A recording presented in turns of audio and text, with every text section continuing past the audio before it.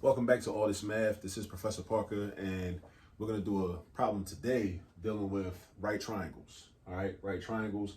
Now, I kind of gave it away by labeling this right triangles, right, as the topic, because when you look at a problem like this type of word problem, you might not know immediately that it deals with right triangles, right? But we're going to get into all of that. But first, I want to shout out to Jackson State University, located down in Jackson, Mississippi, where Chokwe Lumumba used to be the mayor before he made transition, and now his son Chokwe Antar Lumumba is the mayor, and attempted to carry on that tradition set forth by his father. Chokwe Lumumba is one of the greatest black attorneys I've ever studied, or been made familiar with the work of. Also, Jackson State is interesting.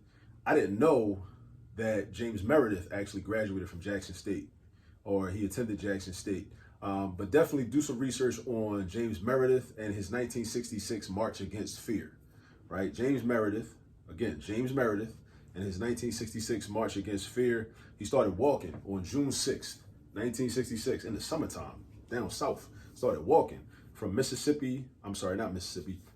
Tennessee.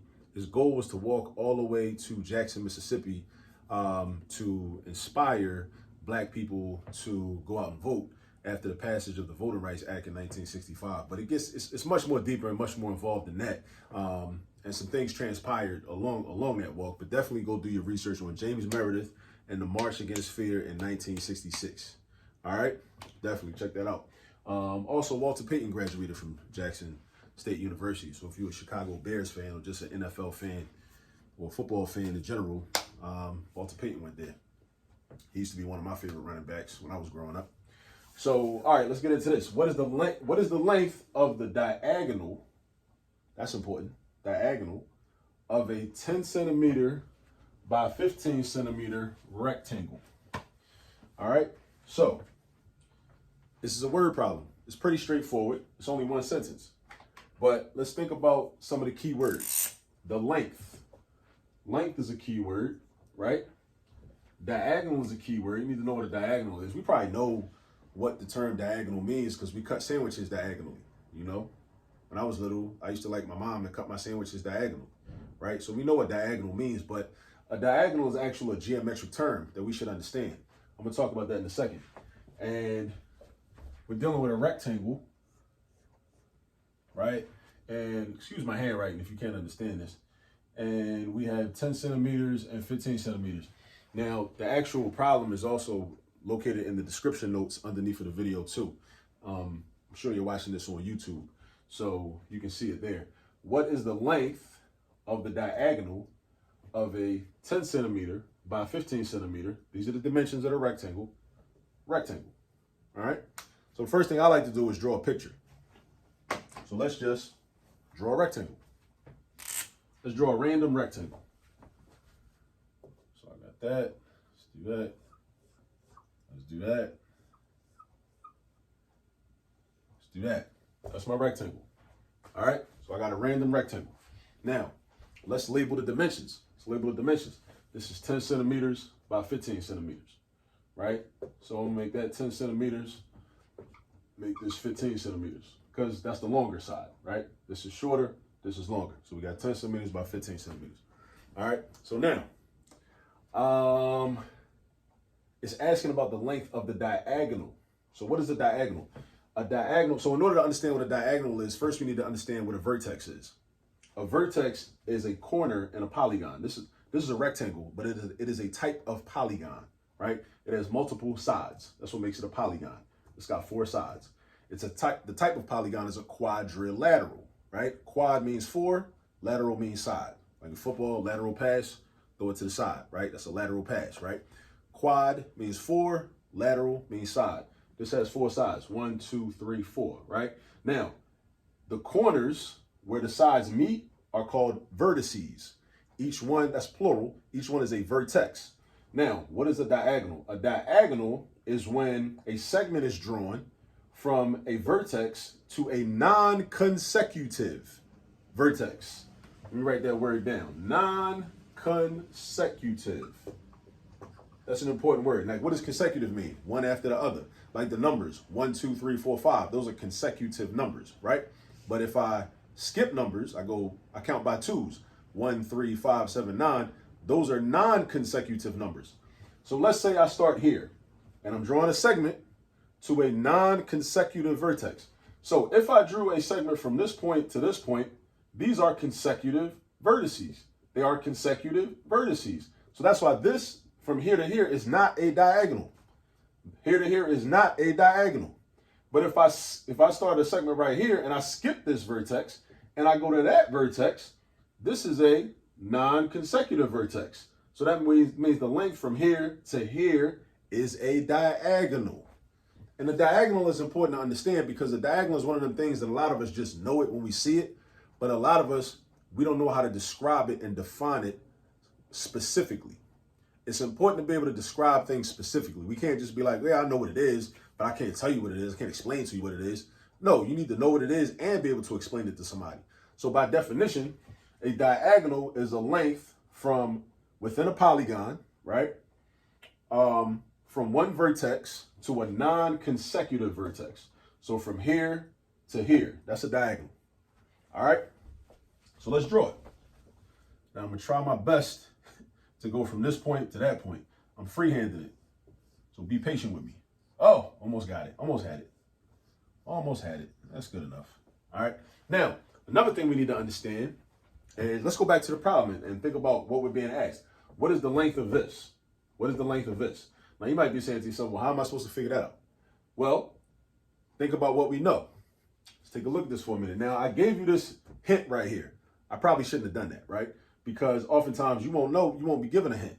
You just have to think to yourself, okay, what formulas do I know? What do I know about these shapes? What do I know about the relationship of the sides? And then you got to figure something out. Now, this is a rectangle, right? Now, one thing we know about rectangles is rectangles have 4 right angles. All the angles in a rectangle, that's part of the definition. They got 4 right angles. That's a right angle, that's a right angle. This is a right angle and this is a right angle, but I'm not gonna draw the symbol because these right angles are cut by this diagonal, right? But now look at it, take a step back and kind of zoom out and then look at it. This is a rectangle, but at the same time, isn't it 2 right triangles? 2 right triangles? It is. So this is what I'm saying, like, so if you think about the book I wrote, How to Use All This Math, Volume 1. Volume 2 may have an example where we talk about right triangles being made from rectangles when we cut sandwiches, right? Because that's a conversation you can have with your child. If you're a parent watching this video and every time you cut a sandwich diagonally, you're doing geometry. You're creating 2 right triangles. The sandwich itself, the whole sandwich is a rectangle basically. It might be a square, even though a square is a type of rectangle. Make sure you know that.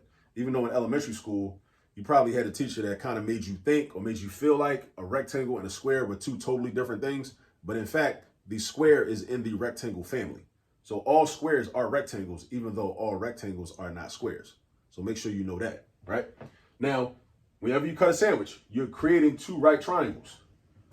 2 right triangles. That's what you're doing. When you cut it diagonal, you made 2 right triangles. Now, if I'm dealing with a right triangle and I'm trying to find a missing side, it says, what is the length of the diagonal? This right here. What is that, right? I can use the so-called Pythagorean theorem, right? Because I know, okay, if I was using this triangle, I know this length, but I don't know this length, or do I? If it's a rectangle, something else I know about rectangles, besides the fact that they got 4 right angles, that they have 2 pairs of congruent sides. See, you got to just know all this information about shapes in order to do these types of problems, right? So if this side is 10 centimeters, that means that this side is 10 centimeters. So if that side is 10 centimeters, now within this triangle right here, I know 2 sides and I'm missing this side. Now here's my right angle. So over here, this must be my hypotenuse. That's my hypotenuse. So that means I don't know my hypotenuse. So that's what I'm looking for. So now it's time to write my formula down. A squared plus b squared equals c squared. And then I use this formula because I'm dealing with a right triangle. This formula only applies to right triangles. And right triangles always have 1 right angle, right? That's what they got. So we got that. Now we got to figure out what numbers we're going to plug in and what number is going to be, what variable is going to stay a variable. So A and B are always your legs. Memorize that. A and B are always your legs. C is always the hypotenuse. In a right triangle, you got 2 legs and a hypotenuse. 2 legs and a hypotenuse. I always think 2 pieces in a biscuit. 2 pieces in a biscuit, right? 2 legs and a hypotenuse, all right? So that's 15 centimeters, that's 10 centimeters. So I'm gonna replace the A with 15. So that's gonna be 15 squared. I'm gonna replace the B with 10. Now, it does not matter which one is 15 or 10. It does not matter. I could have made this 10 and made this 15. It does not matter. It does not matter. Keep that in mind. Now, C, I don't know. I don't know this. I don't know the length of the diagonal, but that's what I'm going to figure out. The length of the diagonal is also the hypotenuse. It's also the hypotenuse. So we can just leave it as C for real. We can change the variable if you want to, or you could just leave it as C. Now, right here, 15. 15 squared is not 30 because it's not 15 times 2. This means 15 times 15. 15 times 15. This 2 means that you have a multiplication sentence where the 15 shows up twice. 15 times 15 is not 15 times 2. All right, so memorize your perfect squares. You get 225, right? 15 times 15 is 225. All right, or think about it like this. Bust out the distributive property. If you don't know 15 times 15 by heart, break one of the 15s down into 10 plus 5. 10 plus 5. So do 15 times 10. You get 150. Then do the 15 times the 5. You get 75. I mean, you'd have to know that too. A lot of people don't know 15 times 5 is 75. But you could just break that down again. Break that 15 down into 10 plus 5. And do 10 times 5 and get 50. Do 5 times 5 get 25. Add the 50 and the 25 together to get 75. My point is, 15 times 10 is 150. 15 times 5 is 75. I know I'm saying a lot, and it might sound like I'm talking fast, but this is YouTube. Run it back. Rewind it. Run it back. Rewind it, right? So 150 plus 75 is 225. So that's just another way to get the answer if you don't have a calculator. If you got a calculator, break it out and use it, you know? But my suggestion to you is memorize your perfect squares. Memorize your perfect squares. All right? 10 squared is not 20. It's 10 times 10, which is 100. And we got equal C squared. What's 225 plus 100?